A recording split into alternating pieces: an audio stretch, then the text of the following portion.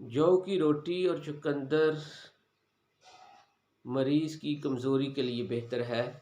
ام المنذر بنت قیس انصاریہ نے فرمایا کہ نبی کریم صلی اللہ تعالیٰ علیہ وآلہ وسلم ہمارے ہاں تشریف لائے اور آپ کے ہمراہ حضرت علی المرتضیٰ کرم اللہ وجہ الکریم بھی تھے، اور حضرت علی المرتضیٰ کرم اللہ وجہ الکریم بیماری سے کمزور ہو رہے تھے۔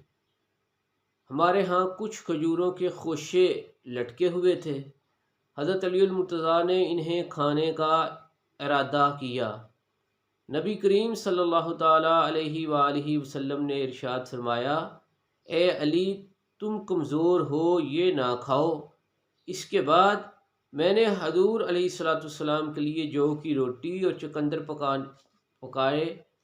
آپ صلی اللہ تعالیٰ علیہ وآلہ وسلم نے فرمایا، اے علی یہ کھاؤ، یہ تمہارے لیے مفید ہے۔ تو اس سے پتہ چلا کہ کمزور کے لیے جو کی روٹی اور چقندر جو ہے وہ بہت ہی مفید ہے۔ سبحان اللہ۔